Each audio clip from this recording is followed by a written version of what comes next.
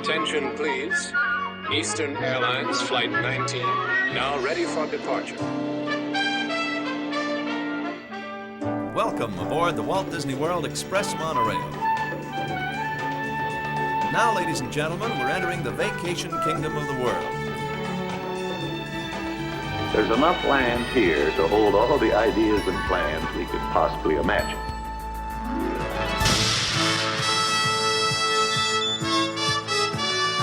We call it Epcot. Will be our experimental prototype city of tomorrow. Welcome to another episode of the Retro Disney World Podcast, taking you back to the vacation kingdom of the world, the way it was, and the way it is in your memories. All right, welcome to another episode of the Retro Disney World Podcast. This is episode 74, Vacation Planning. We're going to be taking you back to a variety of different vacation guides and how to plan your Walt Disney World vacation in years past. We've got some great stuff to talk about. Sitting in with me for this episode, Mr. JT Kujar. How are you doing tonight, JT? I'm great, and this pre-internet stuff I love because yeah. it's just so like. Sidebar, I always talk to my wife about their family vacations, and they would drive to the beach, Carolinas, and they'd never book anything. They would drive down the beach looking at the signs. And this is in like the early 90s. Yeah. No vacancy, no vacancy. Oh, vacancy, let's go do that one. So I'm like, this non-planning or like non-internet planning really fascinates me. And some of these we're going to talk about are pre-VHS cassette planning, too. So it's really amazing you knew the place existed. You got one brochure and you got to make a very large monetary decision. So coming in from the city of brotherly love, Mr. Brian P. Miles. How are you doing tonight, Brian? Greetings, salutations. I'm so excited to talk about this because I, have been awash in brochures and planning guides and travel guides and things like that come in auctions and packaged with other things, and I'm always fascinated by flipping through them and seeing how things were done. And I planned some trips, and as JT now calls it, the PE or PI, the pre-internet. There's BC or before the Common Era, and AD, and I guess we have PI now. That's pre-internet. We are unfortunately missing Hal Bowers tonight. He is nursing a toothache that is extremely bad. So we wish him well, and hopefully after this, that's recovered when he hears this episode, or he is recovering. So wishing you well, Hal. All right, as always, before we get to our main topic, which, as we mentioned at the top of the show, is vacation planning. JT, the mailbag, it's filled as always. So much stuff coming in. So what do we got tonight? Quite a potpourri of things, and I'm excited for some of these, actually. And some of them are I like to throw in some, we'll call it some easy ones, something. It's not, stump the miles here, or whatever you want to call it. It's, some of them, people just ask a genuine question, and I think our listeners appreciate a genuine answer. So this one's from Natalie, and Natalie says, "Hi guys, I have a question about the space or the area where Steakhouse 71 is now." And I know Brian was just there. Was that space always a restaurant? I don't remember any kind of restaurant there before the wave. So you guys can fight over that one. This is actually two different things, but Brian, I'll let you take it. For the first incarnation of the years that the Walt Disney World was open, it was flex space. It was flex convention meeting room, multiple use space there behind the check-in area on the ground floor of the Contemporary. The most notable thing I can tell you that happened when it was flex space was in 1978, I think it was. The giant international congress of whatever that was there that Jimmy Carter came to. And that's where the famous picture of Jimmy Carter talking to Disney CEO Card Walker in front of the Epcot model as they were introducing Epcot and telling the president all about Epcot. That photograph was actually taken in that room, in that space that's now Steakhouse 71 and would become the Fiesta Fun Center. That is correct, sir. But it was a multi-purpose room before they cordoned off at least some of it for Fiesta Fun Center and eventually all of it for Fiesta Fun Center. And then Fiesta Fun Center went the way of the dodo bird to make way for the Wave, casual dining location, casual dining restaurant. And then the Wave begat Steakhouse 71 just this past year. So that is your answer. So the space was always there from the time they dug the hole and put the walls up. All right, Natalie also says her favorite thing to do when the plane is taxiing out the runway heading to Disney is start one of our podcasts. It's just cool. So appreciate you listening, Natalie. That's awesome. I like that idea. That's kind of neat. A few times I have queued up in my little earphones there on my, I still call my phone my iPod when I'm listening to music on it. But I have queued up the opening strings of Soarin' and have attempted to time it so that as the plane lifts off from the runway is when it goes.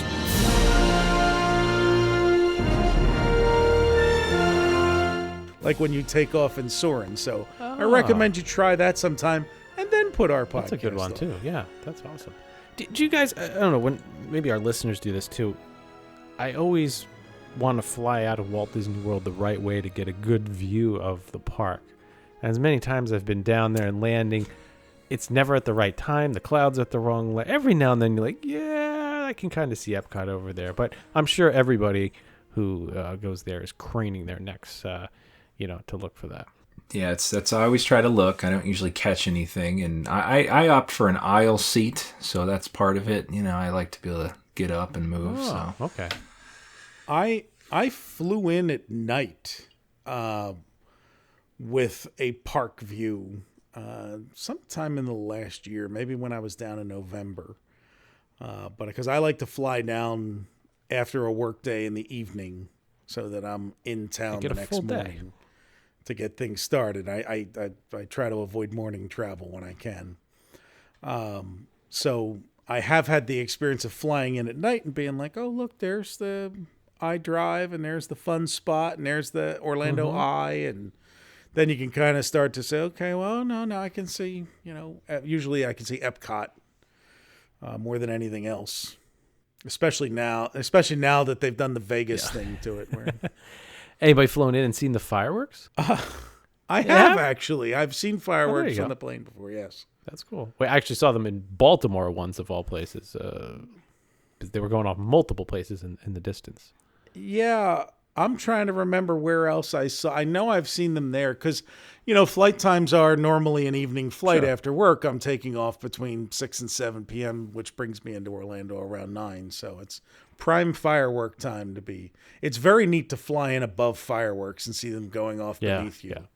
Well, thanks, Natalie. And if you'd like to learn more about that space, episode 47, A Room Full of Fun, is a episode to listen to.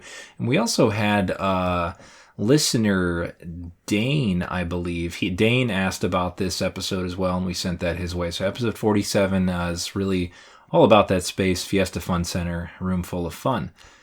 Just add something there to our list for our listeners too, JT. If any of our listeners out there are looking for a specific episode, like did you talk about World of Motion or did you talk about the Polynesian?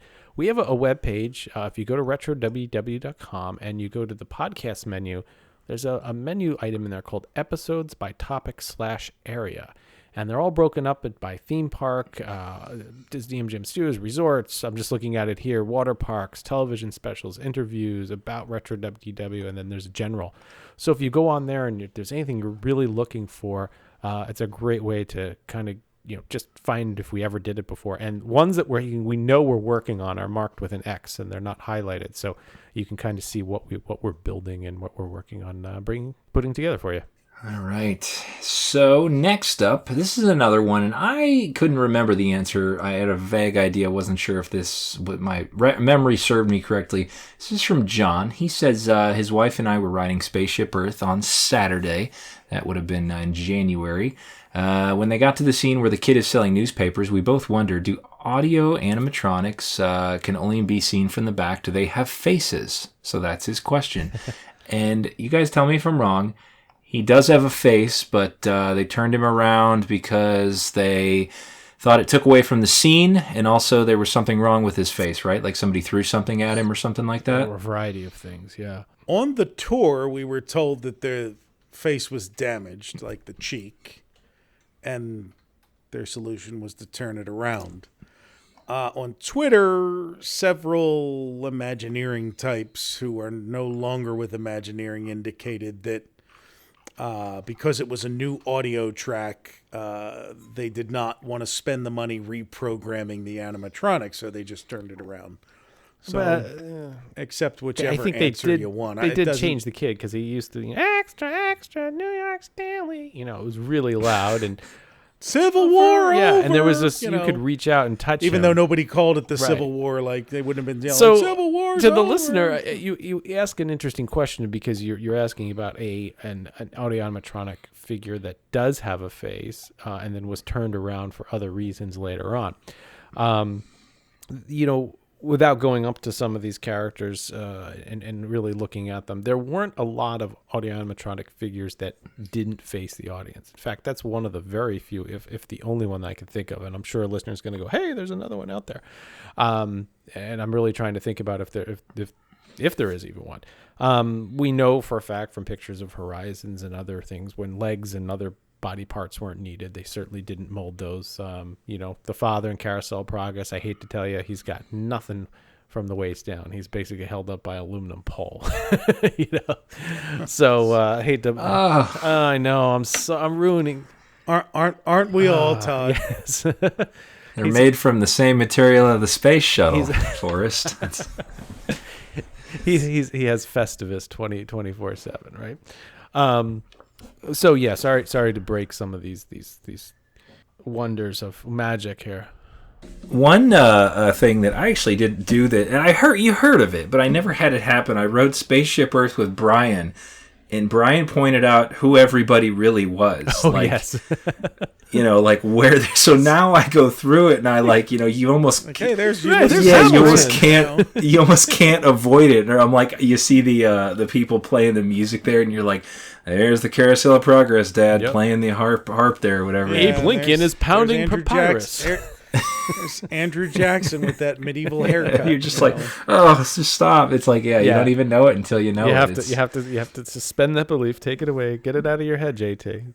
I know. So yeah, well, if anybody has any information on any other audio animatronics they can think of that did not face you, let us know, because I'm going to rack my brain and think about this. This is how I'm going to go to bed tonight, trying to think about this. So, but don't forget, a lot of the sets could be seen different angles too, and Disney, as much as they want to cut costs, they also did want to cut the experience. All right. Well, thank you for that one. Hopefully you had a good trip down there. The next one here is from Marianne. Marianne reached out to us about this episode, and she actually sent us a bunch of ephemera from trips from 1976 and 1983. Even I think it's her in-laws. They even saved. Actually, she didn't. Yeah, it is in-laws. Sorry, they even saved their airline boarding passes. So she sent us some photos and things of that. We appreciate that. Lots of good stuff in there. The vacation guide from the Tencennial. It's interesting to look at this stuff, but yeah, we'll add it to the show notes right here. Yeah, that'll be in there. And she says, thanks for putting out a great podcast. Keep up the great work. We look forward to what's to come from you guys at Retro WW. So thanks for all those great pictures. And she got the world passports, everything, Eastern Airlines, the whole deal. Yeah. I mean, I would love to sit down and read these in high resolution. So yeah, we might have to get these scanned in. So Magic Kingdom for the holidays. Well, we're going to talk about this in a few minutes. So we got a lot of stuff to go over. This is fantastic. All right. Last one, because we got a big episode here. This is from Bill. Bill reached out. He was a college program during the fall of 94. And Pleasure Island was busy promoting their New Year's Eve celebration for December. We're back to New Year's, Brian. The two big acts he remembers on the digital readout, Sheryl Crow and Hootie and the Blowfish. Hootie and the Blowfish. And all I want to be with you. And he also says, on a side note, they expanded the West End stage at Pleasure Island that opened up in September 94. He remembers this because his cast members had free entry to Pleasure Island till, and the final act to play on the expanded stage on September 28th was David Lee Roth, coming off of his. Did he jump? He was out of Van Halen at this point. This would have been solo, if my memory serves me correctly. DLR was, I don't even know one, so I can't think of one right now. But well, all of his solo hits were covers. He did Just a Gigolo and. Just a gigolo, and everywhere I go, people know the part I'm playing. California Girls. Well, East Coast girls are hip. I really dig those styles they wear. California Girls. That was Yeah. it. Yeah. His solo hits were like covers, and they were terrific covers, by the way. No, they were. My grandmother had the 45. California Girls on one side. I had a 12-inch. Like the full. What would they call those? EP extended plays, where it was like looked like a full-size 33 1/3 record album, but it only had like 4 songs, 2 on each side. Of DLR? David Lee Roth, yeah, with California Girls and Just a Gigolo, and great picture of him standing in water on the front, the California Girls cover, like standing in a Caribbean Sea or a California water, I guess it's supposed to be. We were talking concerts the other day. I actually saw him in concert twice, but I saw him with Sammy Hagar, the Heavyweights of Rock. They battle it out, and that tour only lasted about 6 shows. I saw show 1, the best of the best with both of them. So. There you go. It was a good show. Yeah. So that was Bill. He says, love the podcast from up here in damp Willamette Valley, Oregon. So thank you, Bill. I'll be flying over you in a couple of months. So there you go. And that's going to close up the mailbag. I do want to give a shout out, though, to or a little reminder to our listeners, if you're looking for that vintage or classic Disney audio, all high def, all stereo, head over to Spectro Radio. Thursdays there is our retro WDW throwback radio, and any other time he's got a great schedule going on with lots of good music and stuff. It's fun to and it's free on the app and all that, so check out Spectro Radio. If you'd like to write us, though, and end up in the mailbag, podcast at retrowdw.com. That's how you reach us. You can send us a message on socials as well. But email's probably the best way to get a response and get a direct into the mailbag. All right, gentlemen. Well, it is time to roll back the clocks and talk a little bit about vacation planning. And the reason I say roll back the clocks is we're going to take a trip back into the 70s and then really quickly jump into the 80s on this. And first of all, before we get that, you guys have all planned a trip down there. But have you done it as what we coined tonight in the PI era? Did you pour over that paper and send in your deposit and wait for that stuff to come in the mail? Well, by the time we planned our first trips, well, I know my parents used a travel agent. Okay, yeah. For our 1987 trip, okay. Which we'll talk about travel agents and Disney's own travel agency, etc. But when I did my first trip in 95, internet travel, like making your own internet travel plans, had not really become the thing yet. Like it was, by the mid-90s, you were still not booking your own hotel rooms or regularly. Flights or anything, yeah. Right, like that was still in the infancy age of... And I'm not really sure when that took off. More the 2000s. Yeah, there were systems in the 90s run by American Express for corporate bookings, and you could do that stuff in the mid to late 90s. And if you remember on CompuServe, 1980s services and AOL, there were, I especially remember with CompuServe, you could make a reservation. Yeah. I don't know if you could buy a ticket. Maybe you could, but you could make a reservation.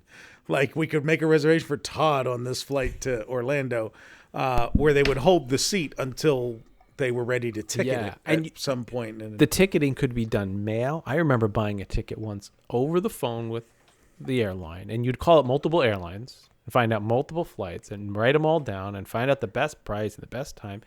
And I remember once they said, well, for some reason I needed the ticket faster. They said, we can't ticket you, but you can drive to the airport, this airport, and pick it up. And I had to go to the airport and pick up a ticket. The first flight I ever paid for, booked myself, was to go to the United Kingdom, was to fly to London in, I don't remember, it was 94 or 95. But to visit my friend for 3 weeks over there. And I remember driving to a travel agency with my, I think, cash in hand, and sitting at the travel agent's desk and her picking out my flights with me. And you'll go on this flight. And we picked my seat, and smoking or non-smoking at that time. And I paid for the ticket there. And I remember back then it was like $500 round trip. Yeah. Which inflation calculator wise now would, this was in coach. Yeah. You're probably talking $1,400. And we're going to need that inflation calculator tonight. So JT or Brian, either one of you, get that handy. JT's the man now. He's taken the mantle from me over the years on the show. Well, let's talk a little bit. So JT, did you plan anything in the PI days here?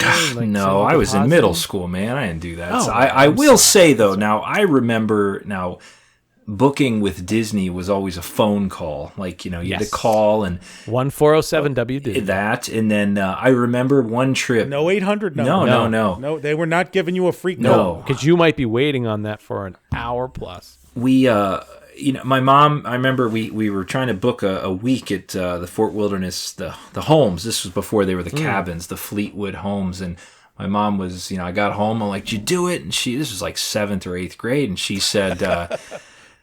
She said, I only got 2 days. And I'm like, what do you mean I only got 2 days? And they didn't have any other availability. So she had to call every other day, and they see, we got another opening for you. And then one day it was like, she told me, she goes, I got the rest of them. So it was like, it was a process. It was a process. Yeah. It was a process. It was why travel agents existed and were a big career back then. I know we're going to talk about how some of this was done, but a memory I had as you guys were talking in the opening, and I want to mention the phone number now, why there was mail-in things that we're going to talk about. Yep. The phone calls, like making a long-distance call. If you've ever watched the movie E.T. and the "Hello, Uncle Ralph," and he hangs up, and the long-distance phone commercial that's on TV in the background in E.T., like long-distance calls were obscenely expensive. Yeah. And it was based on distance until too. the 1990s and distance. Yeah. So if you were calling Florida, it was like 40 cents a minute, something like that. $2 a minute, Yeah. $3, like you got the impression that if you made a long distance call, it was like a week's salary. Yeah. So you had to call after 9 p.m. for cheaper rates. I don't know why. It costs less money for them to connect you. Presumably the load on the lines when business wasn't being conducted on the east. The switchboard in Coast. in Spaceship Earth is a lot less busy at 9 too. No, I'm just mean anywhere. I know. That used to be the deal anywhere. Was if you called after 9 p.m. Absolutely. It was 20 cents a minute instead of $2 or something. Yep. So you had Brian, as you pointed out, you had. Oh, go ahead. See, mailed in. Mail. Right. Go You ahead. had mail. And here's the really interesting. We're going to talk about some of these different guidebooks that and vacation planners. Almost all of them have an address, and a lot of them have their magazine print, but in the center there's a matte finish print pullout with something you can check off and write in and send your deposit. Either a card or a what we would call self-mailers, like a tear-off envelope that you could fill the thing out. And look at this, gentlemen. This one here, I mean, I know we can't, we'll post the image, but just the last page. And it's got a photo of a gentleman dropping it in the mailbox. And this was for dinner and breakfast activity reservations, which we're going to talk about.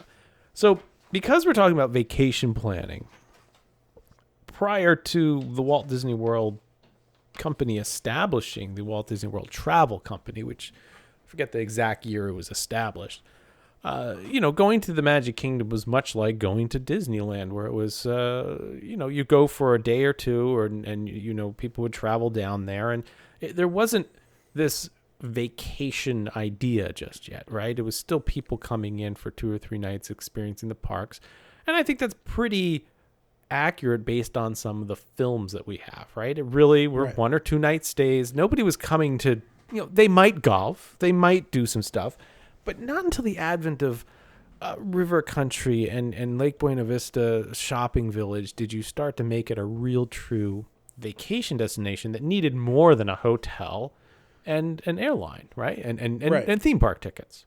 Because what we know is most of those visitors in the 70s did, maybe 2 days at the parks. Right. And then they might hit Cypress Gardens. Once SeaWorld opened, they might do SeaWorld for a day. Oh, we got something coming up in A- SeaWorld here in a minute. Yeah. And as you know, there were a lot of them, we know from the films, ended up in St. Augustine or somewhere along, at Kennedy Space Center, somewhere on the beach. Almost always the vacation began or ended at the beach and some kind of wildlife park. A lion safari, the monkey jungle, the tiger village. Like there were all these, some of which are still around right. in Florida. Exactly. So what I'm going to do is I'm actually going to, I look through a lot of the things that I have in my archives here and things we've got online. And the mid-70s really weren't exciting for vacation planning. So what I want to do is we're going to dial this back to 1980. And just by happenstance, the first thing that I had, and I didn't even know I had this, I found it last night in my pile, was the brochure my mother wrote in for our vacation. And the Look at actual that. plans. And I'm like, this is my mother's writing, and as well as the Vacation World Guide. So I'll show you guys here. It's just this was the brochure she did some of the planning from. It says Villa Vacations. And then along with it, with her writing, was in this as well, which is what we're familiar with, an 8.5 by 11 Walt Disney World Vacation Guide. Now, these were really broken up into two things. You had the brochures and you had the vacation guides. And the vacation guides existed, up until about 2000. They were anywhere from 30 to 50, 60 pages, highlighting every resort, all the fantastical things you could do, dining opportunities. And they often had a page in the back for packages and things. And we're going to get into those packages. So let's put ourselves in the mindset. I go just ahead. want to, as an aside, Yeah. we'll do a little Reader's Digest inset box here, unrelated to this. Absolutely. Magazines had these too. Anytime you went through Boys Life, Hunting World, Life magazine, well, not so much Life, but any kind of household or special interest magazine, there was a card, a self-mailing postcard in the back, usually postage paid, Right. where there were boxes you could check off. So like each ad in the magazine, it was like, let's say it was a hunting magazine and there was a camouflage manufacturer, check box 53 for more information. And then the next thing would be maybe a bow manufacturer, a rifle manufacturer. Yeah. Check box 57. And then in the back, there would be this postcard. Yep. With literally like 70 boxes, and you could sit there and fill your name and address in, check the boxes off of the stuff you're interested in, and then you'd start getting mail from these companies. It was a great way to get a mailing list if you wanted cool catalogs. Yeah, and that I was remember doing really that. common. I forgot about that. I remember it in computer magazines a lot. yeah. The computer magazines, like there'd be advertising different software on different pages. And how brilliant is that? peripherals You get a clearinghouse to take care of the postcard coming in. They do all the mailing. They do all the data entry for that back then and handle. And it helps with the ad sales too, because if you're selling advertisements for the magazine, you're going to say, "Hey man, we had 700 people Right. request brochures for this Where in the World is Carmen Sandiego Right. program last month." So- So Broderbund, you should buy more advertisements. Absolutely. It's What we should also talk about is that these catalogs that you may have ordered when they came, they were sometimes 8.5 by 11 folded over, stapled, glossy, like a Harriet Carter or a Johnson Smith catalog. I know a lot of people are going, what the heck? Harriet Carter's still around, but not like it used to be. Harriet Carter still exists. Yes. But what was always in the center was not the glossy. It was the plain paper with the order form on it. So here we are in 1980. It's very common, as Brian pointed out, magazines with these mailers. I think the LL Bean catalogs still They come might- with the center they might pullout. still I have think it. they Okay, do. yeah. I know the Vermont Country Store does. Like, Okay. a few of them still come with that. with a thing that you can pull out. Put your and money mail. order in there. Some of them even formed Yeah. like an envelope. You don't even have to get your own envelope. It's just put postage here. Now, so it was very common, as Brian pointed out, magazines, catalogs. So what's Disney going to do in these things? They're going to put that centerpiece in there and get you. So putting ourselves in this mindset of 1980, we're either going to make phone calls, we're either going to go to a travel agent, and we're going to pour over the only information that we have, which is the brochures that the travel agent handed us. Okay? So I happen to have here for 1980, 1981, it is the what we call here the Villa Vacation Guide. And this Walt Disney World Travel Company was already established by then. And it's amazing how thorough it was back then. It wasn't just come down, you get theme park tickets and a hotel room. JT, you'll like this. They have what they call good time features. And we're going to talk about good time features back in 1980. I was just thinking this because I'm noticing, comparing to now, like if you go into a room now at Disney, you get that book that's always in every Disney room, and that's about it. Whereas back then, there was so much literature, so many books, and it's because you couldn't just Google everything. You had to rely on this stuff. You had to go to your travel agent or pick this stuff up. And they have sample airfares on the back, which we'll talk about in a little bit too, because this was sponsored by Eastern. Eastern was their travel. So let's talk a little bit about general conditions here before we get into it. And remember, this is Lake Buena Vista, the village plans, because that's where my parents chose to go. So I don't have anything from the other ones, but we're gonna talk about other resorts later. So they talk about meals are not included. All applicable taxes are included. No refunds for unused tour features. Cancellations, one night would be assessed. Airport reservations aren't required. So they talk about airport transfers. And my mom's got some notes in here that the car rentals would be National Car Rental. We're going to talk about in that minute too. So they go with drop charges, all this great stuff, and then they have check-in time. So it's just the general idea. But then we open this up. Look at this, John. It's like you got to put this out on your kitchen table and pour over it, right? And nearly You need your time, man. it is, yeah. You're going to spend your time and read this. So you have an option of let's see, 6 different options here, and it ranges from 2 nights to 7 nights. There's no package name, and they all have good time features. If you notice, gentlemen, the 2 nights starts pretty sparse, and by the time you get to 7 nights, it's pretty filled with the things you get. There's no comparison. You have to sit here and read through each package and draw a conclusion of what you're getting. Because my parents chose this, and because it is the most inclusive, and make fun of me all you want. This is the beginning of my gold key, I guess. I don't know. This is what my parents got. That's 7 nights here. Okay, so we get the good time features. Included is a round trip transfer from Orlando Airport, or a rent-a-car. And there was an additional charge for that, and we'll talk about it in a minute. It's hardly anything. It was amazing. So you got Magic Express pretty much, Magical Express happening. Or a rental car. Nights. What's that? Or a rental car? Or a rental car, yeah. And there was a little upcharge on the rental car, not much. We'll talk about that second. You got 7 nights accommodation in the villa of your choice. You got use of the Lake Buena Vista Club facilities, including tennis courts, swimming pool, golf courses. But the greens fee weren't included. So similar to what we have today. Lots of baiting and switching here, I'm noticing. You can get a rental car, but wait, there's more charges. Unlimited use of the shuttle bus service between Lake Buena Vista and the Magic Kingdom for 8 days. Unlimited use of the transportation center system. And remember, you still had to pay to ride the monorail. I forget when that was, but this is pretty close. Even if you were a resort guest?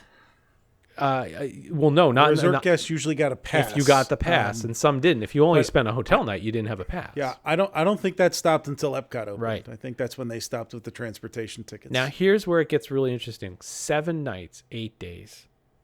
You get 3 days admission and unlimited use of all the attractions in the Magic Kingdom with the exception of the shooting gallery. 3 days out of 7. Then you get 1 admission to the Walt Disney World cruise, which stops for a visit at Discovery Island. And my mom has a note, leaves every hour on the hour from the Magic Kingdom dock, in case you were wondering. You get 1 Villager coupon booklet per person that includes 1 lunch and 2 Discovery coupons. There's nothing I can find out what a Discovery coupon is. But here you go. You get a day trip to 2 of the following attractions: Kennedy Space Center, Cypress Gardens, Circus World, or SeaWorld, including transportation and general admission, lunch not included. So there's that good neighbor thing coming in place. This is how I got to SeaWorld. I just figured this out the other day. You also got 1 day's admission to the Walt Disney World River Country attraction, or 1 lunch in the Walt Disney World Magic Kingdom.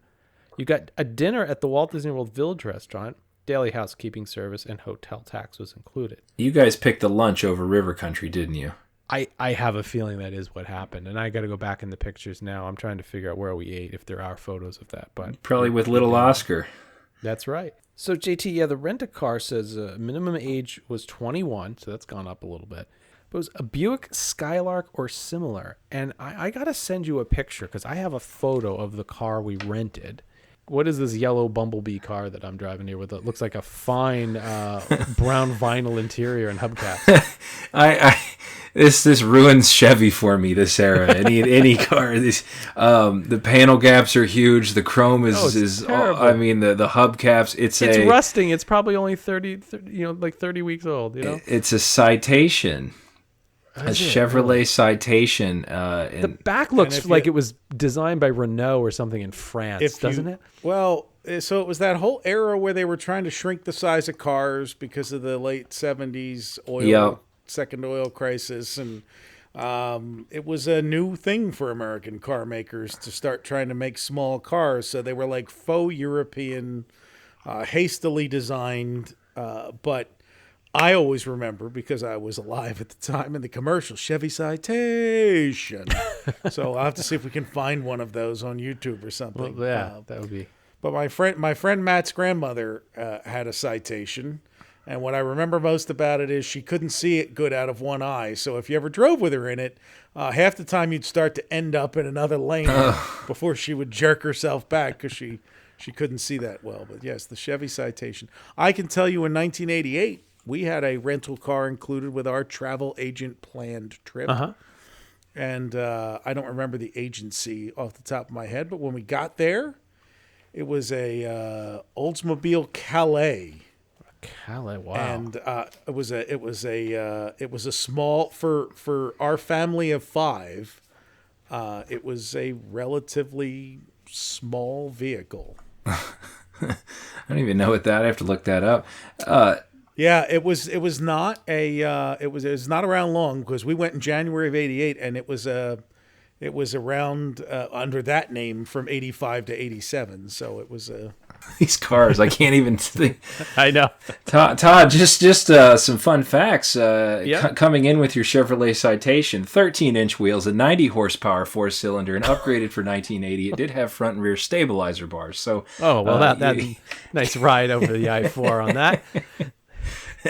Tell them what they won, Jimmy. It really helped on the speed bumps at the Polynesian. Let me tell you, the handling was terrific around the curves. It promptly didn't run again. I feel like those were one rental and they threw it in the trash. That's it. Maybe you squeezed 2. Yeah. Oh, man. So, 4 adults, 2-bedroom villa, your choice, whichever villa you want. 4 adults per person, $273. If you want the rental car, $8 upcharge per person. So, and then the kids were with a rental car were $49.50 each. It's $900 per adult in today's money. Today. So there you go. But it includes your admission and it is a pretty good deal. It includes your admission and everything, right? So that's the first one that we've got. And like I said, it's kind of neat because I found what my mom booked, and I thought that was pretty cool. From that same era is the Walt Disney World Vacation Guide, and again, this has that paper insert, gentlemen, but I wanted to go over something interesting here called the dinner and breakfast activity reservations. And this is a way that when you were going through this, you may have already booked before, but it was a way for you to get to do something else. So on this, the dinner and breakfast activities, JT, what do you think we would have on the dinner and breakfast activities here in 1980, 81? Let's see, actually, what's the copyright exactly on this? 1980. Like an activity? Like there was like a show or something? Yeah, dinner and breakfast activities. I would guess like one of the dinner shows, but for breakfast, Melvin the Moose. It wasn't Melvin the Moose. So you're right. You had the Hoop-de-Doo musical review. You had the Polynesian review. The Luau. Yeah, the Luau Polynesian review. And then this one, which I have not, and maybe Brian, you know more about the food. It's called Breakfast a la Disney. Well, Todd, you should, because you had that meal when you were at Disney. We've got film footage of you enjoying this meal and photographs. That was the first character breakfast held on the Empress Lily. That is so cool. This is really neat that I found all this stuff and we're pulling it all together. So that's what I had breakfast a la Disney. He's got to redo the whole spreadsheet now. It's totally got to be done over. Well, that's awesome. Thank you, Brian, for filling in that void and gap in my life. I'm going to recreate You this. enjoyed scrambled eggs and bacon. Yes, you remember the film better than I do. Yes. Well, I remember the menu. We have the booklet there on our site, the 1980-81. That's right. And JT, I had one, and I do remember the bacon eggs because it's in the film.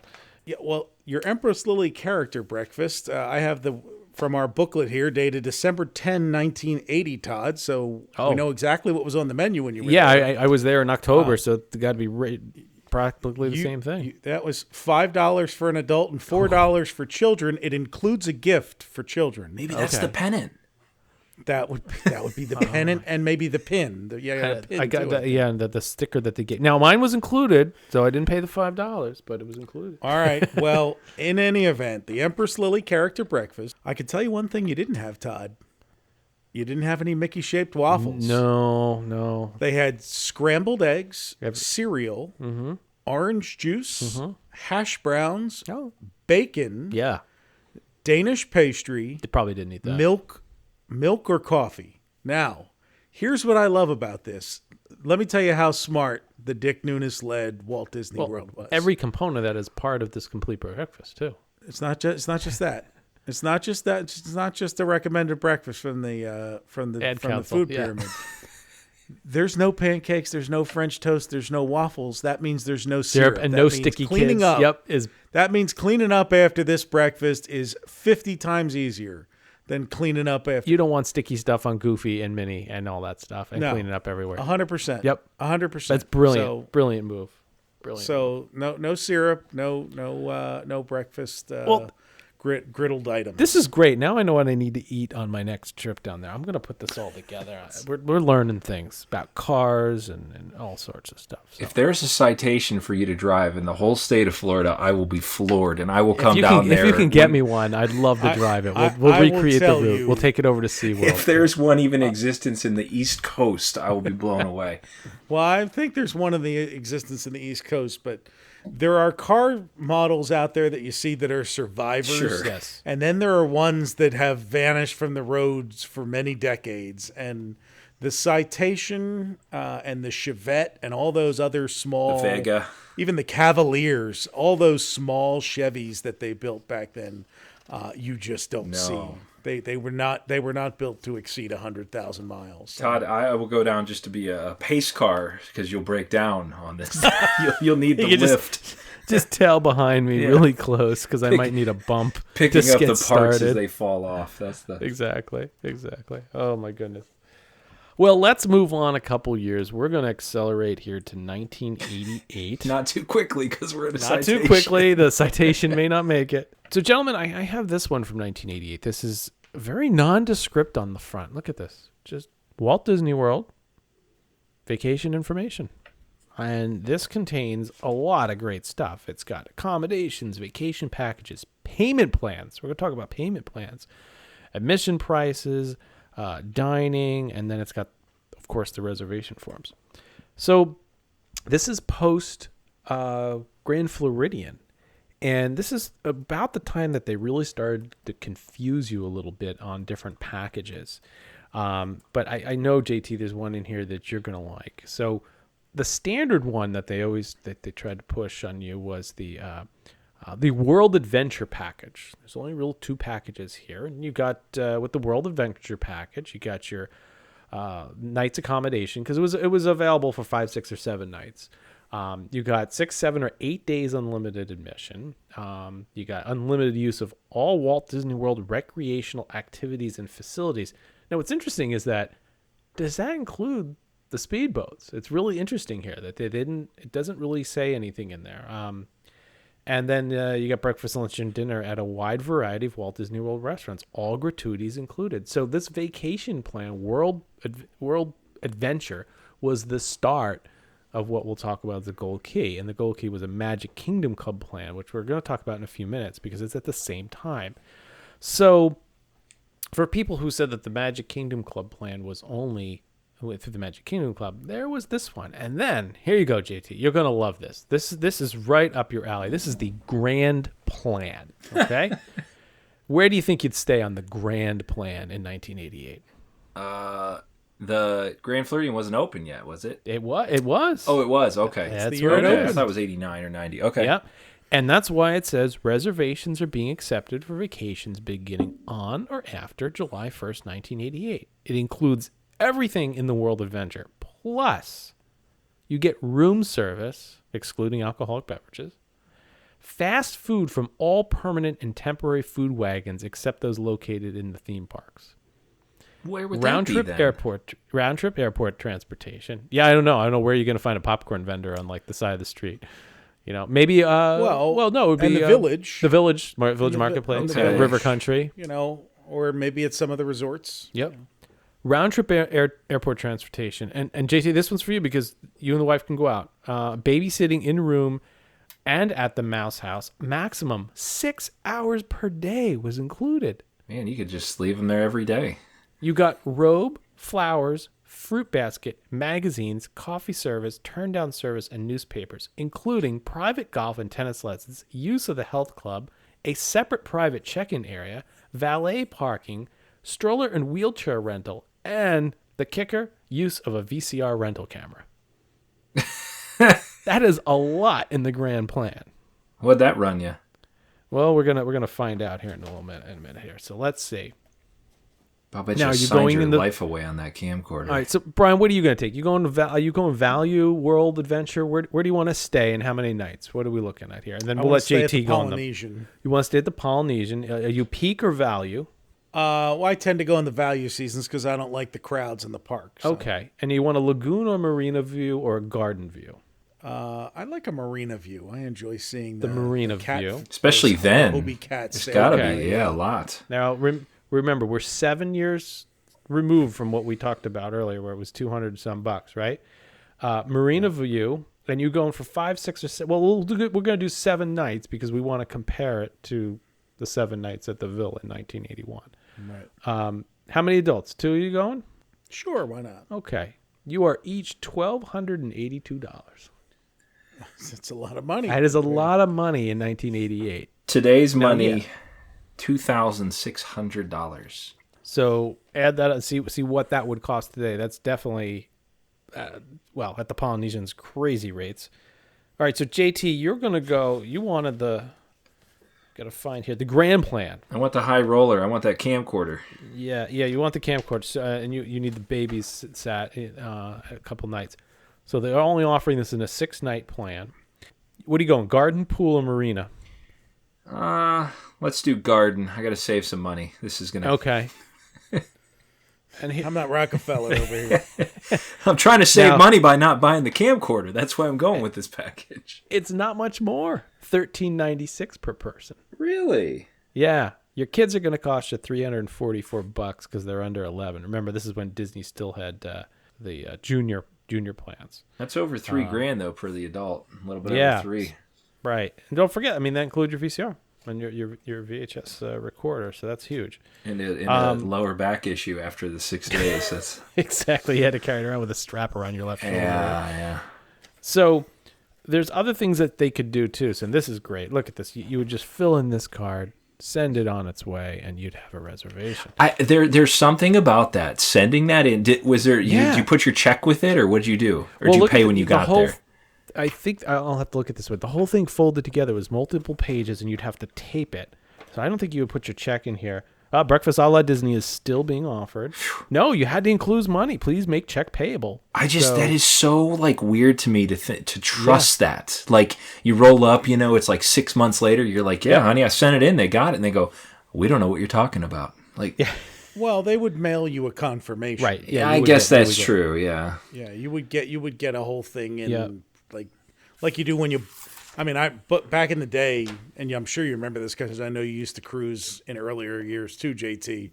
I mean, you'd get a whole packet from the cruise line with your luggage tags and the description of excursions and all kinds of stuff that you could add on. It's like a box almost. They sent you like a thin box. Yeah, it was like, it's like Well, yep, what's that's interesting here, what it JT, is they want money for the learning adventures and other plans. It looks like, but they are not asking for money down because they're asking for your. This is great. They want you have to give a numerical list of your preferences of where you want to stay and views first, and the dates, so they can then I love get back those to ones. First choice, second Yeah. choice, view, Right. amount of money, you know. There was like 400,000 permutations and combinations. Now, There really were. what's interesting, gentlemen, is that this is 1988. This is one of the first times I've seen some older ones, and I'd love to try to book a rate. These actually say hotel rates stayed are effective January 1st through December 17th, 1988. So they actually put a time. There are some out there that say that you can book your reservations and don't have any date limit on it. I'd love to send one in and see if we can get a room at a good rate. We talked about the gold key a little earlier. I want to dive into that a little bit more. We mentioned the world plan, or the world adventure plan. So the gold key, JT Bryan, you made fun of me all the time. It was awesome, right? So I want to read the back of the gold key club card that I had in 1988. And this is what it said. First of all, it identified me as a world adventure guest. And this is what's interesting, is because the front said Magic Kingdom Club, and we mentioned earlier we called it World Adventure. The cards were the same, but you booked it through the Magic Kingdom Club, which was interesting. The back said the same thing. So it was very confusing which was Magic Kingdom Club and which was World Adventure. I can't find any documentation of Magic Kingdom Club and any brochures left that explain this. But anyway, it's good for use of the transportation system, admission to the Magic Kingdom, Epcot, recreational facilities, except arcades. So you couldn't just put the thing in the machine and just get quarters out, right? Breakfast, lunch, and dinner at all Walt Disney World restaurants where waitress or buffet service is available. Alcoholic beverages not included. So it was everything. You wanted 6 or 7 lobster tails. You just told them what you want. I remember going with my parent and my grandparents, and just it was 1988, first time we had it. And I'm like, I don't know if I want steak or lobster. And the waiter's like, dude, you get this card. I'll get you both. And sure enough, steak and lobster appeared. I was doing a little bit of research. I read about some of these individuals who said that early on, pre-1988, you would flash it anywhere, and they would just hand you stuff. Admission card, snack carts, liquor was included. It was not known very well. It was kind of like somebody referenced it here to the American Express Black Card, right? You just flash this thing, and everything just comes flying at you. And it did include gratuities originally too. So I did not experience that portion of it, but it was a lot of fun. All right, we're just going to jump up 3 years, and then we got a little game to play here.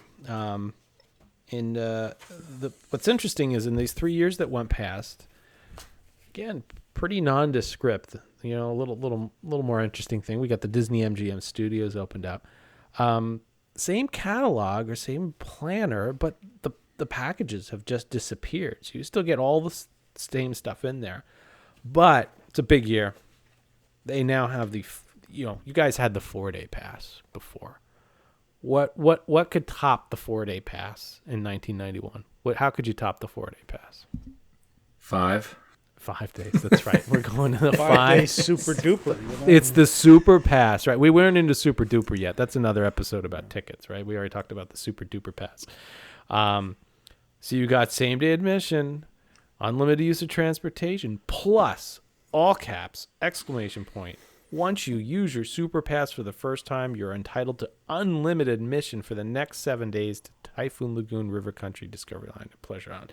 Just in case you wanted to go back to Discovery Island 7 days in a row. But the prices were going up a little bit. What's interesting is I don't have package plans here anymore. They removed that there. But Disney, a few years later, got really excited about trying to give you a 2-minute quiz, as it says here. This is, I don't know the year exactly on this, but early 90s. We've got studios opened up, Typhoon Lagoon, Caribbean Beach. Yeah, this is 92, 93, somewhere in there. So, gentlemen, you and I know Hal couldn't be with us tonight, but I texted him. He gave me his answer. So, I got to get a pen here and write this down. We're going to take a little quiz to determine what resort you guys are going to stay at. And for those of you playing at home, I'm going to read off the something at the end. So feel free to write your own answers down. All right, here we go. Gentlemen can each just give me your answers. Don't have to compete with each other. When I close my eyes and think of a relaxing place, I see A, a calm lake, B, a soft beach, C, a relaxing room, D, a lush forest, E, spring garden, or F, a green oasis. A, calm lake. JT is going with a calm lake, so that's A. Brian, what did you have in there? I don't know. I mean, a green oasis sounds. I mean, an oasis sounds delightful, doesn't it? Okay, it's up to you. This is your adventure. We're gonna see how well this works. Green oasis is it? I'll Final. stick with the green oasis. All right, final answer. No phone of friends. I'd like to phone a friend. Though.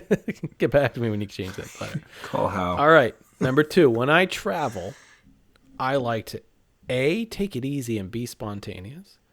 B, savor casual elegance. C, stay in a country inn. D, get closer to nature. E, explore different cultures. Or F, venture into the unknown. I like casual elegance. Casual elegance. Brian goes with B. Okay. What was A? A was take it easy and be spontaneous. Yeah, I'll do that. All right. So you're A. See how you do. If these foods were on a menu, this one's for you, Brian.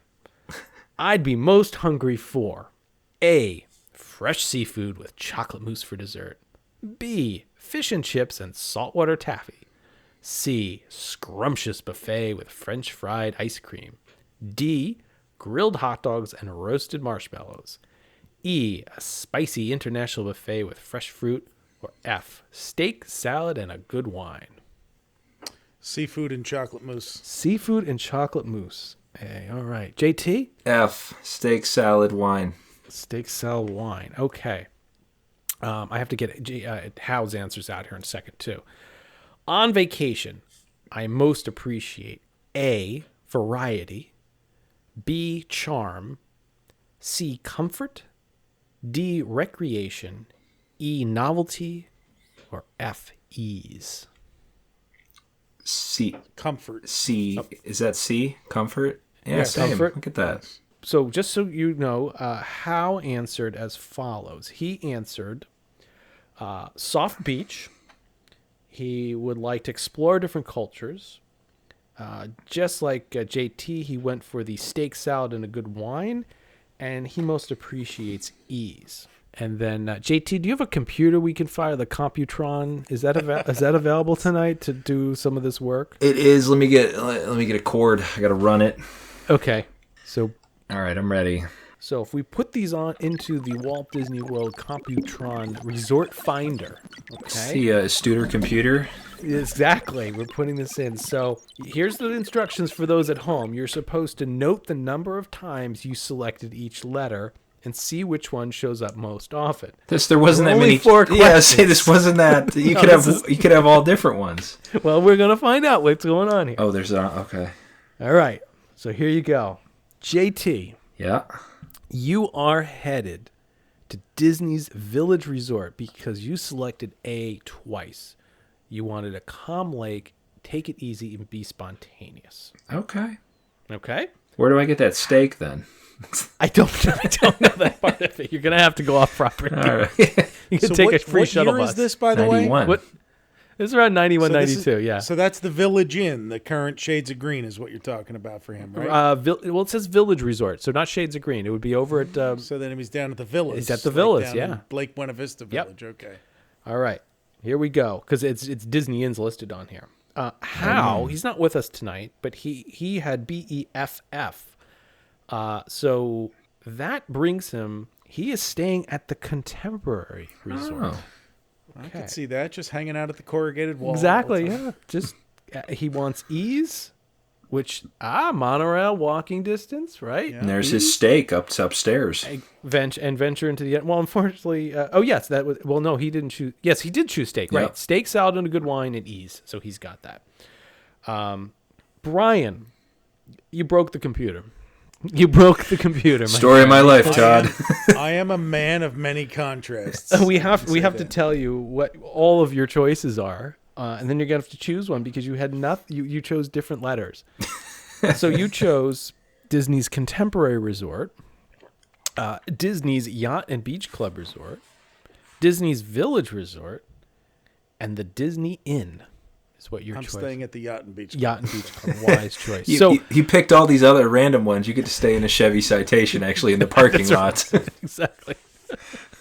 So, the reason I did that, I hope everybody played along at home. So let me give you the answer key for here was if you had A, it was the Village Resort, B was Yacht and Beach Club Resorts, C, the Disney Inn, D, Fort Wilderness Resort and Campground.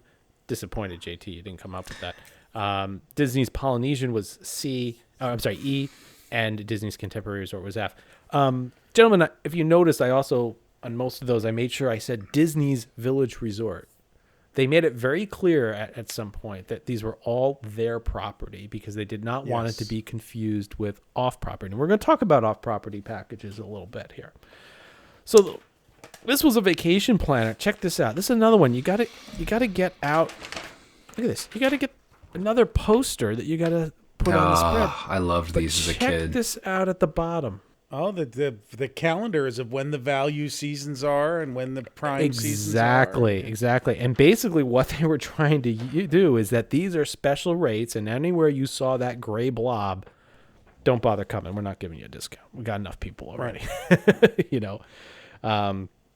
So this didn't have any packages. This was just a neat, as they call it, vacation planner. There's really not much in here to plan. It's basically a giant poster.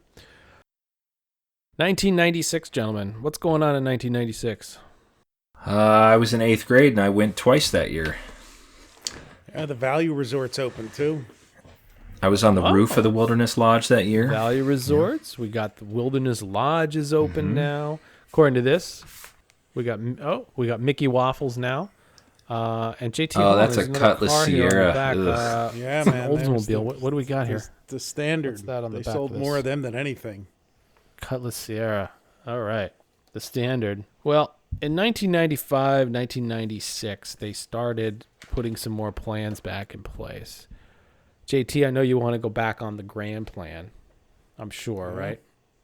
Yeah, because you know why? What else was there that year? The Castle Cake, Brian. Yeah, absolutely. They added some things to the grand plan. So you still get your video camera. You got baggage handling, valet parking. It might have been a VHS-C by this point, It might have been, yeah. But you can send your kids off now for a Wonders of Walt Disney World learning program for 10 to 15. I don't see on here no, you still get the 6 hours of children supervised activities each day or private in-room babysitting. Complimentary use of everything is right there. Then they downgraded from there. You went to Deluxe Magic, Resort Magic, and the lowest was Festival Magic. But in Festival Magic, you still got one breakfast with Disney characters at several locations. And these prices ranged, $1,299 to $1,300 all the way down to $398. However, big thing came out that year. JT, you can't splurge for the grand plan, right? You had a bad year. What are you gonna do? What are you gonna do if you don't? You want to take the kids. You can't pay for the grand plan. You can't pay for the deluxe, the resort. You're going Festival Magic. How could you one up this at a good price? I don't know. Well, if you're getting the package, I don't know. What do you mean one up? Well, Festival Magic just gives you one breakfast and accommodations in your tickets. How can you plus one that for your family? Park Hopper. Fun cards. No, because that's still included. You're gonna do this, my friend. Food and fun. Disney's food and fun card option. So I've got it here. So this is an actual ticket from. I did this in 1996 with my girlfriend at the time. You were given a number of these depending on how many nights you stayed, and you used every single ticket for food, no matter. And you can see here we didn't use all of the tickets for recreation. I think this says adult M813. I think this was basically for 3 nights or something like that. But here's what you got. You got breakfast and dinner each day at over 50 select Walt Disney World restaurants. Gratuities were included. You got daily use of Walt Disney World recreational activities, including fishing, tennis, sailing, horseback riding, volleyball, boating, bicycling, golf, arcades, and electric carts were not. Oh, sorry. Golf, arcades, and electric carts were not included. So you just show up, tear one of these off, you'd be good to go. Give you a horse. Yeah, you get a horse. Exactly. The price per person, it started at 4 nights, $220 for an adult. For that little food and fun coupon? So you got breakfast and dinner, and you could do something recreational every single day. $400 roughly in today's money. $400 for $100 a day. You had breakfast, and it didn't matter where you ate. There were very few restrictions. I think, like, obviously, I don't think Victoria and Albert's open then. Yeah, it was. You can go do that before you're horseback riding. Absolutely. If anything comes up, you just go use another ticket. Go eat again. It's not a big deal. The recreation keeps you out of the right. theme parks from using their attractions and clogging up their theme. You know what they call those? Fun coupons. That's what they call those. Yeah. But that's not all, gentlemen. We are getting into we're getting deep into packages. We have the Fort Wilderness Adventure, which was added. You got same thing, accommodations, unlimited magic pass, but you got 2 breakfasts or 2 lunches, 1 dinner at the Hoop-de-Doo, and a recreational activity. That's not good enough.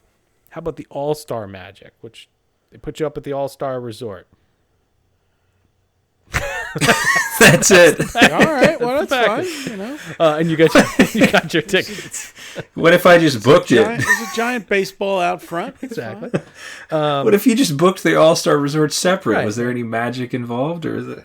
Yeah, you were only paying $59 or $69 Yeah. a night. That was magical. JT, you had the kids, but you might want to go down there with just your wife, right? They have the Resort Romance package.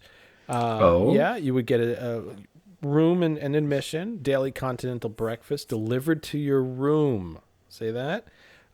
Is this All-Star, or because that's not too romantic? No, it's not included. It's not an option for this. Put you right next to the big baseballs or That's something. right. Yeah. The All-Star, they had the McDonald's right there Exactly. on the way out. You could grab yourself a sausage McMuffin with eggs. You and your bride can split a hot apple pie.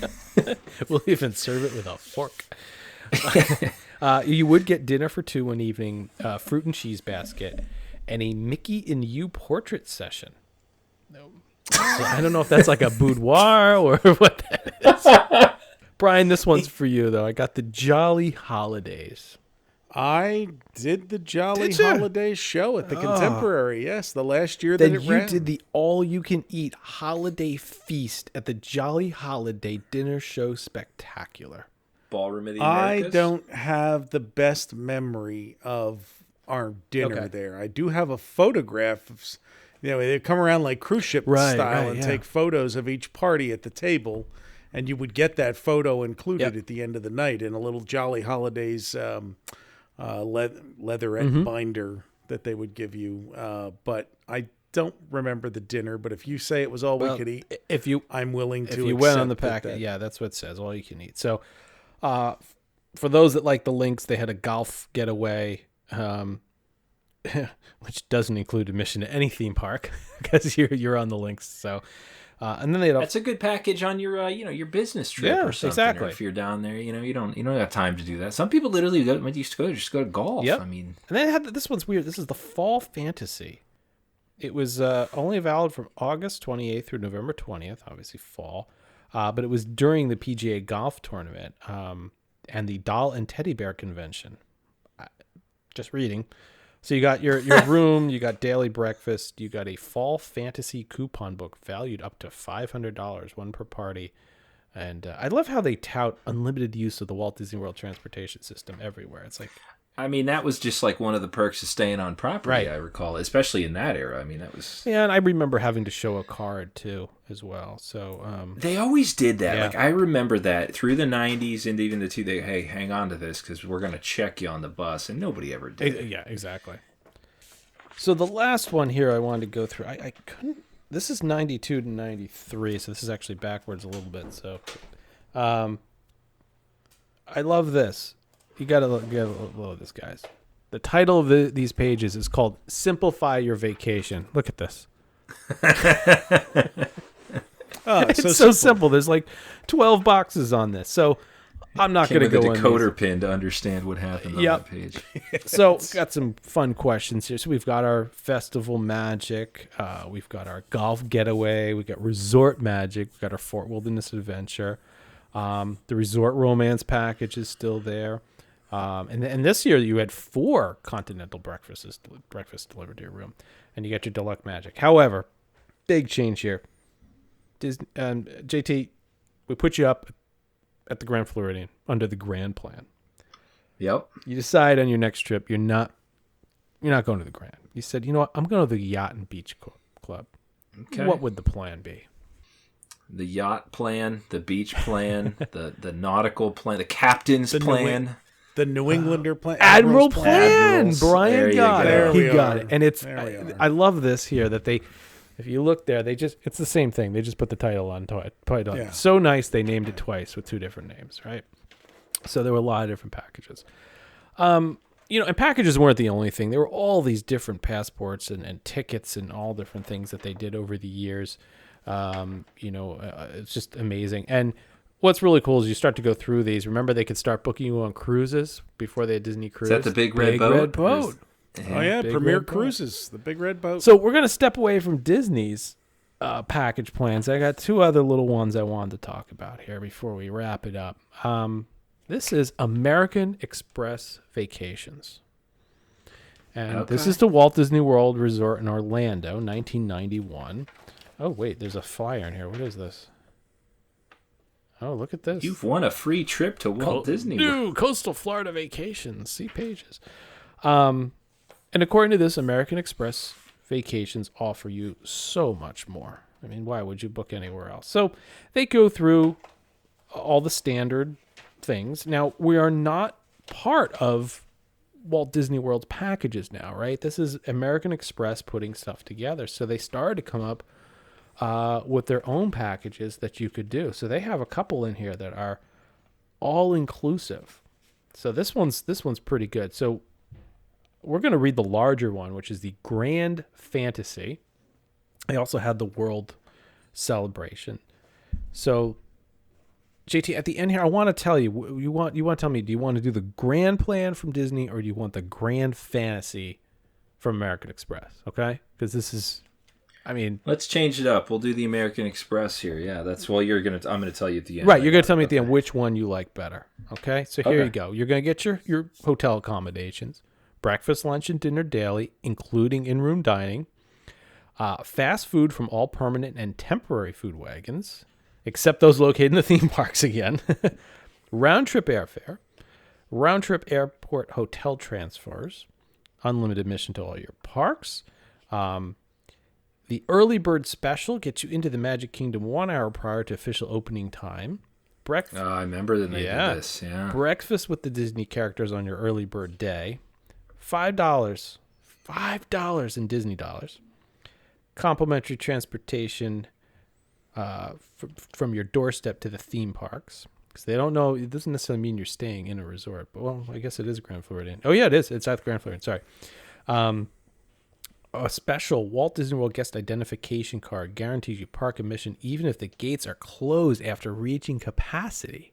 What? You get 1 copy of Steve Birnbaum's official guide, a $20 merchandise gift certificate, 1 per adult, gratuities for baggage handling, valet parking gratuities, Mouseketeer Club and in-room babysitting for up to 6 hours, the use of the video camera again, the use of strollers and wheelchairs, special in-room amenities include flowers, fruit basket, turn-down service, daily Orlando Sentinel and 2 robes, and special Grand Fantasy desk assistance. Please proceed there after registering at the check-in desk. I'll tell you what. That's pretty damn There's inclusive. a couple extra perks. There are. And see page 4 for rate selection for pricing information. So I'm willing to bet that it was maybe 5 people tops in the history of that the park was at capacity. They flashed that ID card and they let them in. Like, honey, don't worry, I got us covered. That's I right. booked. That's right. Well, if you and the missus is going down, if you're going down for 4 nights, my friend, that in 1991 would have cost you $1,434 that's land only. If you wanted them to fly you down too, it's a deal.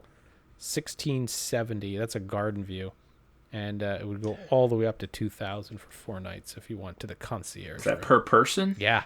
Jeez, in today's money, that's $3,200 in today's money for the airfare one. Yeah, I'm sure some of our listeners out there are going to try to compute this all up and tell us where which of these packages was the best value or how it relates. But Brian, what was interesting in here, we've talked a lot about, the. Sorry, I forgot to find the page here. The Village, Walt Disney World Village Hotel Plaza.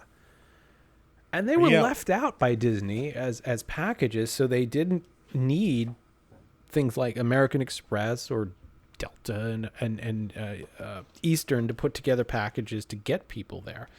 And they do have their own packages here. We're not going to go through them in all detail, but it includes round-trip airfare, all your taxes, your hotel room, and they've got some nice pictures of the rooms and such. So that was another way for you to make these packages. Now, what's interesting, though, is you go through this and, you see Walt Disney World, and then it starts going off property, and it starts getting really weird. And, there's hotels and advertisements and things in here that, you may not have been interested in the Orlando area. So the last one I got, Brian, you and I grew up on the East Coast. This was something we always heard about. I just wanted to show you this. Look at this. The Amtrak. Oh, the Auto Train. Amtrak's Auto Train. Which ran a lot longer than, I always thought it was like a 90s invention. And yeah, same they've here. Been running it down there a They long really time. have. I'm trying to see where I can't. Yeah, I don't have there's no date on this one. And the reason they don't have any particular packages for Disney on here, it was stuffed in an envelope of other ephemera we had received over the years. But I wanted to talk about this and bring it up because we talked about airfare, we talked about flying, and this was a way for people to book packages and not use the airfare option and get themselves down there, not have to rent a car. If you didn't want to have a Chevy Citation, you had a Ford Pinto, you could bring your Pinto on the train. Or what would be your recommended mode of travel, JT, back then? Instead of a Citation, what would you put on the auto train and bring it down? What year? Oh, I don't know. 1980. Just give me something. What would you rather put on there? I mean, nothing. That's what I was really. thinking. There's not a lot that I'm fond of in that era at all. But my thoughts on the auto train, was it cheaper then? Because I've always priced it out It's for fun. expensive right now. You can fly there and rent a very nice car cheaper than doing that is a serious premium to have your own car down there, and also take a 15-hour train ride or something. I mean, I'll have the times here in a second. Yeah, I'll tell you what it is. I can tell you. Yeah, we would pull out because I did the trip. Did you put a car on? We did it in post 9/11 when I was flight apprehensive. And the auto train cured me of my flight apprehension. You're now train apprehensive. I mean, because you're from where I am. I know Rob is listening to this, who didn't think it was as bad as I did. But it was a 5 or 6 hour drive to Lorton, Virginia, from here in Philadelphia. You're going south of D.C. and you're dealing with traffic and everything else. So you had to be down there. The train pulls out at, I think, 4 o'clock, but you had to be there loading on by noon. And look at that. It's still leaving at 4 o'clock. This is 1973. I just found the date. It's still leaving at 4 p.m. Right. So that's yep. Right. So it's a general thing, and you could show up. I forget how early, the earliest you could check in. But the earlier you got there, the earlier your car came off the train. So there were the rope droppers who would get there at 10 o'clock in the morning to be the first cars in line. What do you do? Walk over and sit at the McDonald's and hang out all day at the Lorton? No, they would just hang out at the Lorton. You didn't have your car anymore. You were just sitting in the waiting room. That terminal was brand new, by the way, Brian, in 2000. What's that? The Lorton terminal was new in 2000. Yeah. So then you get on the train and for those peons there, we don't have a roomette or a little room. You got a seat. You got a coach seat with they load your luggage on and all. Actually, a lot of the luggage is in the car. So you had an overnight bag. And so you're sitting in this seat, and at 4 o'clock it pulls out, and it's exciting. Oh, we're finally underway. For about a half hour. Well, if you've ever traveled by train, you know that train tracks run through poor areas, industrial areas that run, this is not the Pacific Coastliner, where you're riding on the edge of the ocean up and down the California coast. I mean, the East Coast trains, these were industrial train lines. So you're just running through like the poorest, most depressing looking things out the window. And the train is, and you're just rocking back and forth. I do remember, JT, you the steak, salad, and wine lover, us having our dinner at 6 or 7 o'clock, whatever it was. And I mean, the meat was like you were eating shoe leather. It was, I can imagine. It was like a steak dinner. It was terrible. And so like you make your way through this thing. And then at 9 o'clock or whatever, you're done dinner. We're back sitting in our coach seat. 55 miles an hour. Whatever it's going. Not much better. It's dark out, so there's nothing to see. And it just goes. And so you would I, who can't sleep on planes, trains, and automobiles, I remember attempting to kind of like zone out after 11, 12 o'clock. But I don't think I got more than, 30 minutes at a time of sleep. So 9 o'clock in the morning, you're in, was it Sanford? I forget where. You're in Sanford. At which point, if you've ever flown into Sanford, there's an airport there too.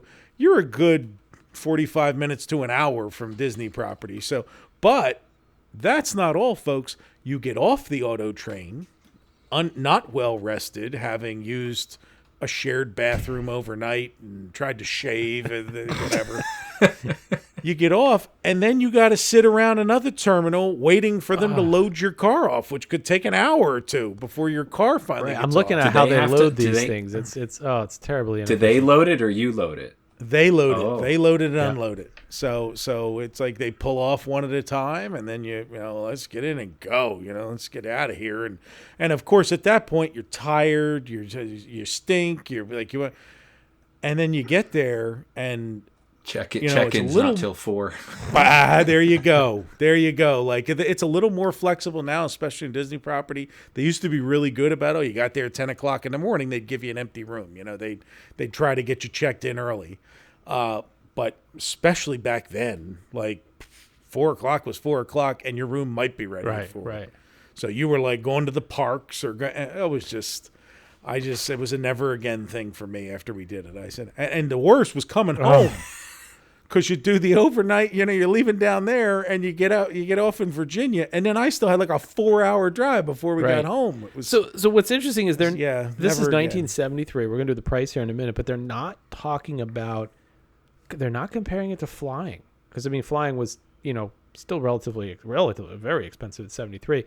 That's pre-deregulation, all that, and it's really touting that you're going to save gasoline, reduces air pollution, reduces highway congestion, and we think you'll agree that the auto train is the most sensible way to go to and from Florida. So now when gas prices are super high, maybe but that is a but slow, wait till you see this price ride. for 19. Get the inflation calculator rate for this, I'm ready. Then we should probably price it out today. So this included an automobile and up to 2 people.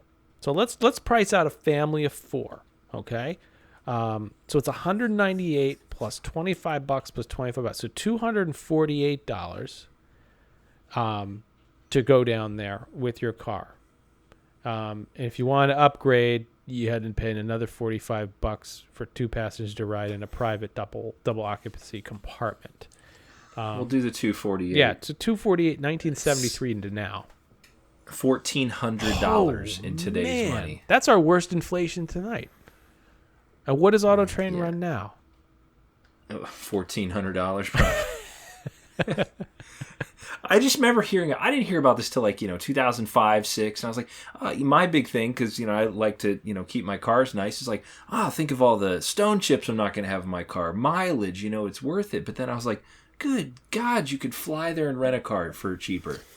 Exactly. It's a great convenience for people who have a minivan and want, or maybe a assisted vehicle or something like that where they can't get that stuff down there. That's true. Right. There's families that took it and have fond memories and still take it. And I'm sure we're going to get emails from people who love it. And maybe if you're in proximity to Lorton, it's a convenient way to go. But it ain't for Or me. you can have somebody drop your car off early. It's the first on. You go somewhere else. You come back, pick it up. And we should also note that, you're talking about back in the 70s and 80s. That was, before the deregulation of the airlines. I know we've done that on prior episodes, but, flying to Florida was like $900 a person in a coach back then when the airline routes were regulated and there was no competition. That was a lot different than it made the auto train make a lot more sense for a family of four than, let's drop $3,000 on plane tickets. Right. And the other thing too you got to look at back then is the highway wasn't as kind as it is now. You didn't have the big super Bucky stores and the nice hotels to stay in. Road tripping now is much more comfortable than it used to be, especially with cars, because who wants to ride 14 hours in a Citation down the highway? Yeah, and I just priced it out. So, oh my gosh, you have to add your vehicle on top of it. The vehicle alone right now is $466. So it really hasn't changed because I just priced it for March sometime, and it's coming up at $1,154 for a family of four. Well, why don't you take it down to Retro Magic, and we'll see how you feel exactly. when you get there. I'll feel awful. I took a train once from New York City. I took the 2:30 a.m. out of New York to Boston. My company splurge got me a sleeper. It's not a sleeper. It's called a rocker. And that's all it does. It just rocks you, and you have a toilet next to the seat. It's gross. It's absolutely disgusting. Yeah, the only way that you're going to sleep on the auto train is if Dr. Conrad Murray's there to give you some Michael Jackson medicine. That's my milk, Brian. That's my milk. Just help me go to sleep. Yeah. Oh, my goodness. Well, gentlemen, I hope you enjoyed pretending here and determining what your favorite resort was and vacation planning with me. I appreciate the information on this, learning that it was a Chevy Citation, and Brian got me the menu. Now I know I ate breakfast a la Disney. And it's pretty cool. I found my mom's original plan. We're going to have the chef who opened the Empress Lily and did this breakfast at Retro Magic in 2 months. So you could ask him about the scrambled eggs, what kind of Danish what they was had. The Danish? Did you use were you forced to use Oscar Mayer bacon, right? Did you? Was it your decision not to have the syrup? Syrup items. The pennant I have, You know what we could do, Brian? We could get everybody those big circle stickers that they write their name on with the permanent marker. On the chest. Yeah, I'm wearing one of those. Well, JT, I'll have to get you some more of these photos. They're all on our website. We'll link to them, and so you can put them in the show notes because I uploaded that whole album from 1980. But if any of you out there have any memories of booking your trips or anything like that, let us know. One of the things, gentlemen, I forgot I could not find it. I thought I had a copy. Brian, you mentioned they would send you a receipt. In the 90s, the receipts were yellow and purple and red, and they matched the recent signs that they just took down. I don't know if you guys remember getting those, but that was always exciting. You got I've got one right here. There it is. Oh, there it is. You have a copy of it. I have to find mine. I've got them somewhere. I just haven't been able to look it up. But that would come in the mail. Oh, you'd be so excited. Had everything lined up. It would tell you how much you owed on what day. Preferred Fort Wilderness site, $70 plus tax per night. Oh, look at that. Yeah. And then we have another one. This one came too. This is more your folio at the end. Oh, okay. Oh, yeah. Right, what you owe, everything. Mm-hmm. We've got so much good stuff out there. The RV measurements from my grandpa. He was measuring for something on vacation. Make sure he fits when he pulls into that spot, right? Yeah, pretty much. Spring break 99. All right. Well, again, if anybody out there, if you have some fun things that you can reminisce about on your vacation planning, please send it to us and let us know what you've got there. If you've got any interesting vacation guides, we'd love to see some photos of them. We can add them in to our online pictorial souvenir. As always, you can find our information on retrowww.com. And if you go to retrowww.com/support us, take you to our TeePublic shop where we get all sorts of some new designs up there. And actually, I got to go there right now because I know Hal put some new ones up there. And that sold pretty well. So we've got a new Retro Magic shirt, which is up there. Retro Magic 50s coming around. Yeah. We also have the Newness Landscaping shirt, green side up, since 1971. And there's a US Steel We're Involved shirt, which is great too. And I'm sure we'll have some other new ideas coming in as well. So as always, if you can give us a shout out on iTunes. And Brian, you want to just give a little Retro Magic? Just head over to retromagic.org and get your tickets if you're available to come down there and join us on April 24th at the Contemporary Resort. Yep. It'll be the most exciting Sunday since Easter Sunday. That's right. So be there. It's going to be... Or Super Bowl Sunday, whatever excites Whichever Sunday is most important to you, right? So, So it was great to listen to, talk with you guys this evening. Appreciate your time as always. We appreciate all of our listeners. If you can, give us a shout out on iTunes if possible. We are going to be busy over the next few months, so we'll work to get some additional episodes out. We're only about 60 days away or so from Retro Magic. And again, if you'd like to join us, retromagic.org. So we'll definitely work to try and get some additional episodes out here in the next few months. And keep you guys interested and keep some new stories and things coming to you. We've got some new ideas for some additional attraction episodes and a few other things that we're working on. All good surprises for you. So with that, thank you very much for listening. We will talk to you next month. And with that, Brian, take us out. Follow the Lake Buena Vista Historical Society on Twitter and Instagram at LBV History and on the web at lbvhistory.org. For all things Retro Disney World, including exclusive merchandise, visit us on the web at retrowww.com and on Twitter, Instagram, and Facebook at RetroWDW. And follow our hosts, Todd McCartney, on Twitter at WDWMS, Hal Bowers on Twitter and Instagram at GoAwayGreen, JT Cougar on Twitter at LS1JT, and on YouTube at Rubber City Motoring, and on the web at rubbercitymotoring.com. And you can find me on Twitter, Facebook, and Instagram at Brian P. Miles. Retro Disney World is the monthly podcast of the Lake Buena Vista Historical Society, a nonpartisan, nonprofit, tax-exempt 501c3 organization and is not affiliated in any way with the Walt Disney Corporation or any of its subsidiary or affiliated entities.